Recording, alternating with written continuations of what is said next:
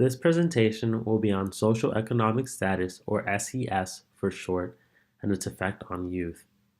According to an article written by the American Psychological Association, social economic status encompasses not just income but also educational attainment, financial security, and subjective perceptions of social status and social class.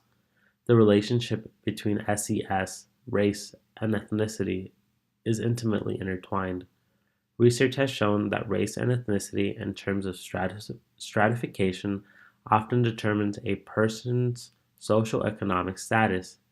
Furthermore, communities are often segregated by SES, race, and ethnicity.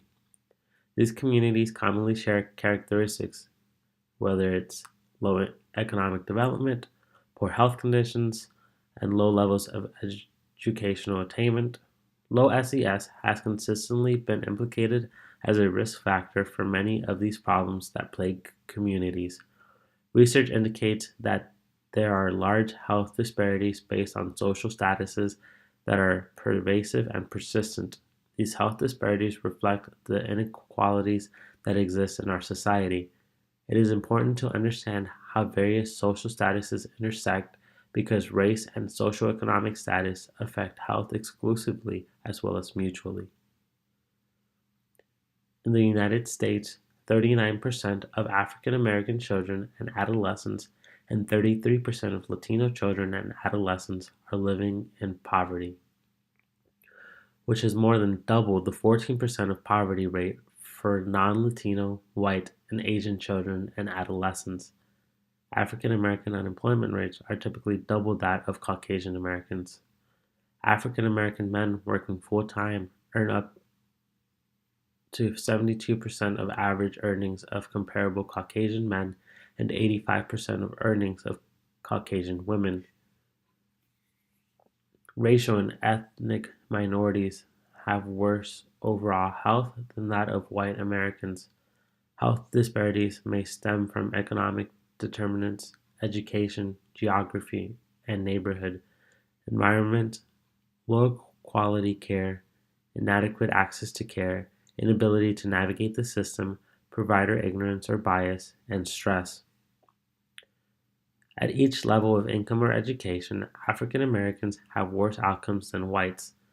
This could be due to adverse health effects or more concentrated disadvantages or a range of experience related to racial bias.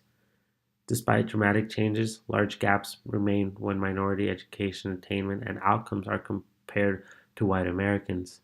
African Americans and Latinos are more likely to attend high poverty schools than Asian Americans and Caucasians.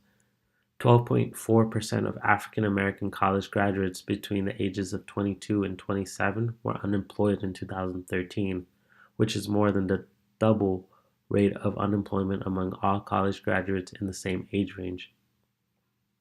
The Harry S. Truman Scholarship attempts to aid students in their desire to achieve higher education. The Harry S. Truman Scholarship goes beyond what typical financial aid does for students. Aside from providing them with money, the Harry S. Truman Scholarship provides assistance with career counseling, internship placement, graduate school admissions, and professional development. The Truman is a highly competitive, merit-based award offered to U.S. citizens and U.S. nationals from Pacific Islands who want to go to graduate school in preparation for a career in public service. The Truman Foundation is the official federal memorial to our 33rd president. The foundation is a federal executive branch agency that administers the Truman Scholarship Program. The agency is governed by a board of trustees appointed by the President and Congress, endowed by a $55 million trust fund in the U.S. Treasury, and supported by a staff of 5 and more than 100 distinguished public servants and former Truman Scholars who participate in the selection process. The foundation was started as a trust agency and received most of its funding from Congress in the late 1970s. A positive outcome is that it grants up to $30,000 to apply towards graduate studies in the U.S. or abroad per applicant. A negative outcome to this foundation is the small quantity of individuals it directly affects. Although if chosen for the scholarship, an immense amount of help is delivered, but only a few select number of people benefit from its immediate monetary contributions to society. All of this information can be found in the description below.